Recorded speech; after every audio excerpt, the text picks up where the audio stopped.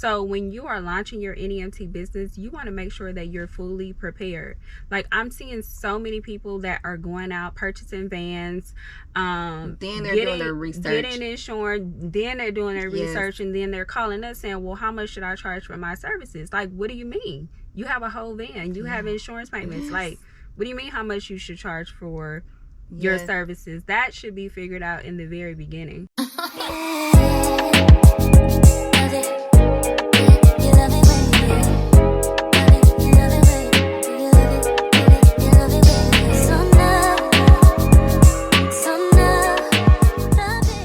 Hey guys, welcome back to NEMT Van Talks. I'm Jasmine. And I'm Monica.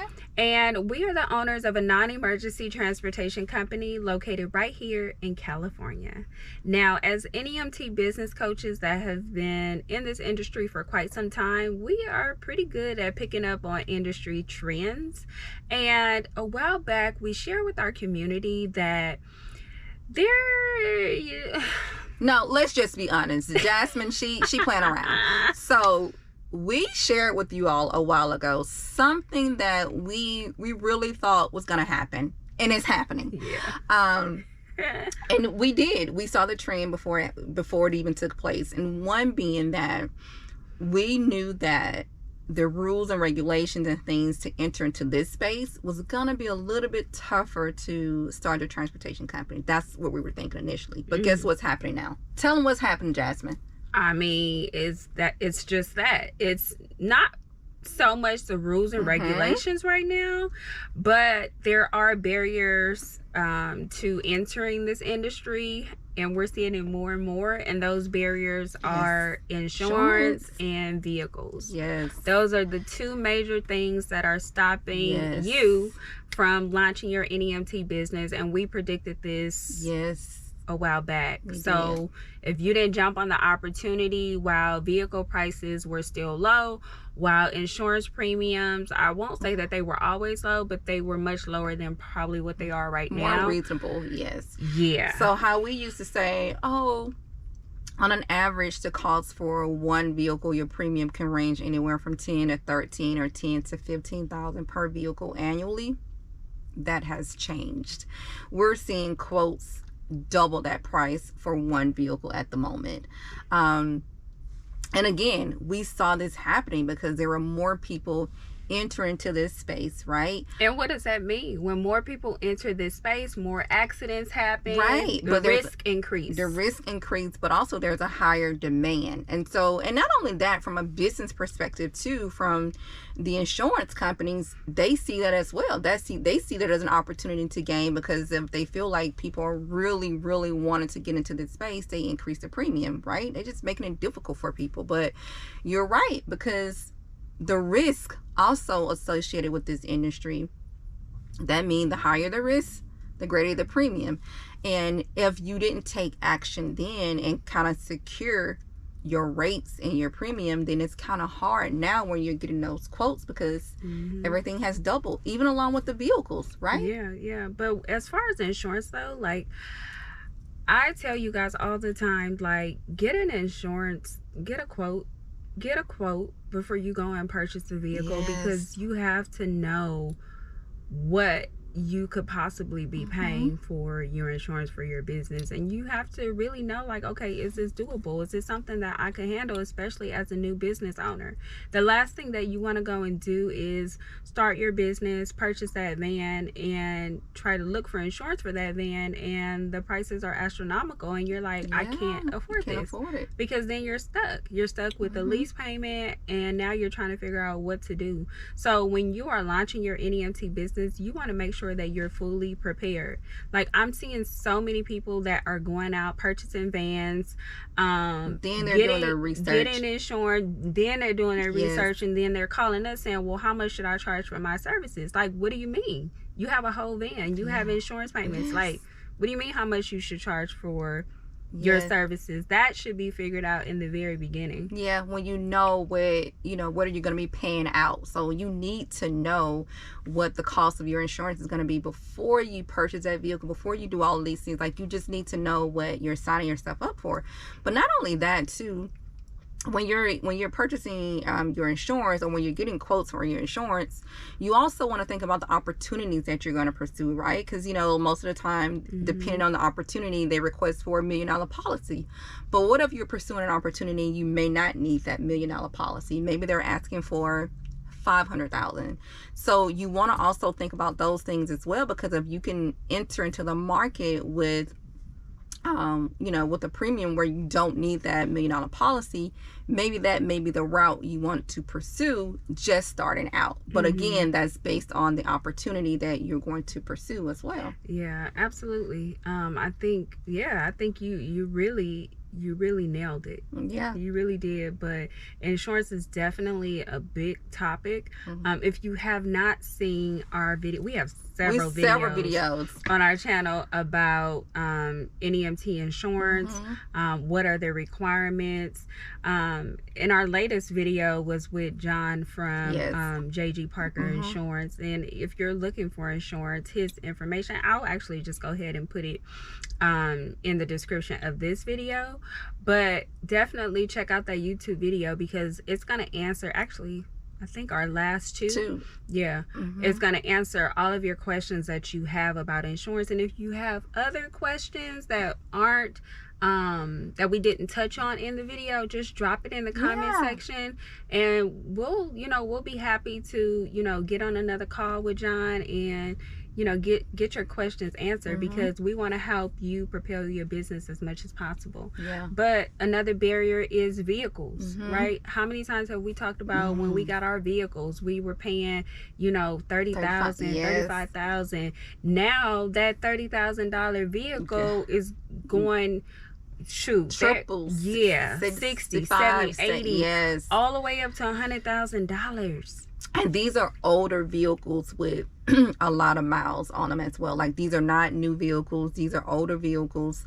It's crazy, the cost of these vehicles right now when you're starting your business. And this didn't exist 6-7 years ago. Like, you could step into this space and you wasn't breaking the bank. Now you want to make sure you have your financial planning in place before you start this business. At least for up to 6 months, you should expect to pay everything out of the pocket before you generate any income, right? Before, I would say about 3 months, but now you need to go a little bit longer, because you just want to be prepared for the unexpected, and so you need to be financially prepared for that. And Monica, you say 3 to 6 months, but I think that should be like a backup. You know what I'm saying? Because you should see the opportunity before you go and make those large purchases. So yes, you could have 3 months, 6 months, or a year saved up, but you shouldn't think to yourself like, okay, I got this money saved up. If this, that's true. Let me get my vehicle and I'm gonna start paying for this vehicle with the money I have saved up. No, you should be trying to see the opportunity first, pursue that opportunity, have some type of contract in line before you go ahead and try to make some of those big purchases. But you're right, those vehicles, man, they are so expensive now. So if you are watching this video and you have any tips that you could give, because we are a community, let us know. What are you guys doing? If you are just starting your NEMT business, what have you done? What was the process like in purchasing your first vehicle? Were there any tips or tricks, or maybe even any lenders that you went through to procure your first vehicle? Like, let us know, because we definitely need to have this conversation, because it's stopping people from pursuing their dreams, essentially. It is, but even with all of that said, you can still start the business. You just have to start it a little bit smarter, and you have to really do, we always talking about this too as well, doing your research, but it's really, really critical at this point, before you start, that you really take the time to thoroughly do your research and know exactly where your opportunity is coming from. How are you going to get those contracts? Like, how are you going to really fund your business? Like, you really need to know that. And so it's going to take a little bit longer, but that's not to say that You cannot achieve this goal of starting your NEMT business. You most certainly can.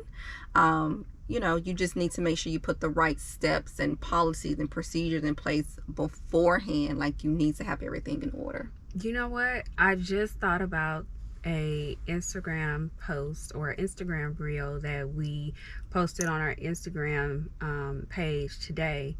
Rhonda Clark. Oh, Rhonda, I know you are watching this video because you have watched every single one. And I want to tell you that I am so proud of you, your dedication, your hard work to successfully launching your NEMT business. I almost feel like I want to get emotional. Well, you almost did this morning when you were telling me about Rhonda launching. I'm so proud of her, you guys. Rhonda, she did her big one. She did her big one. There you go again.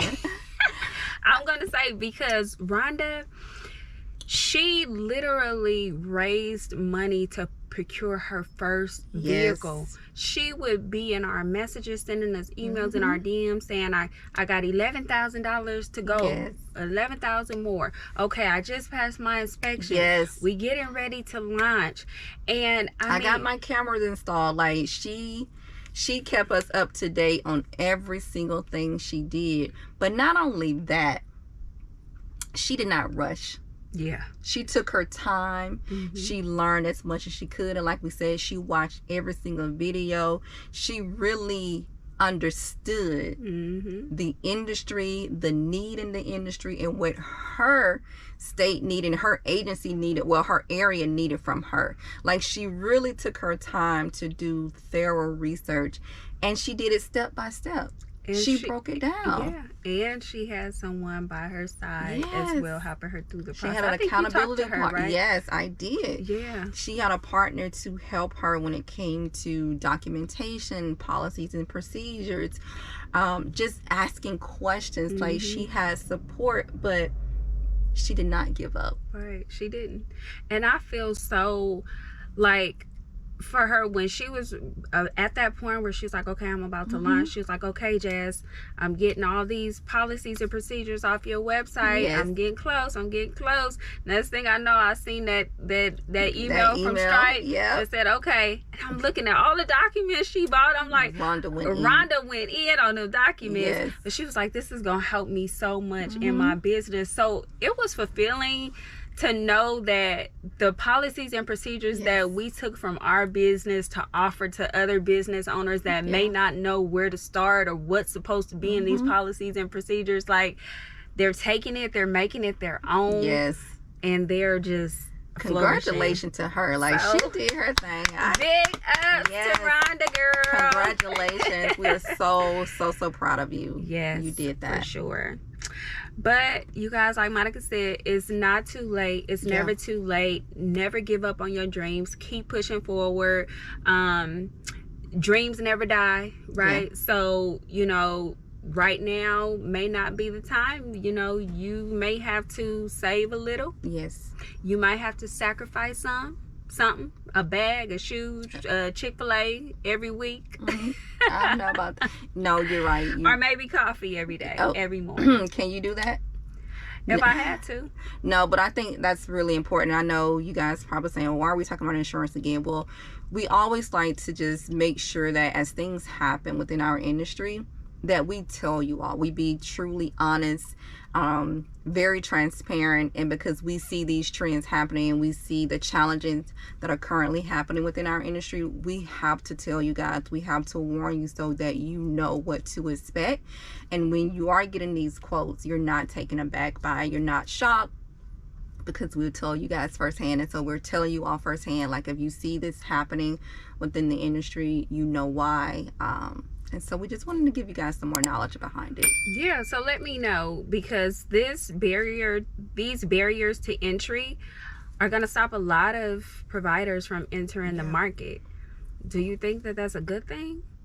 Or do you think it's a bad thing? Oh, that's a good one. Let me know. Yeah. Bye.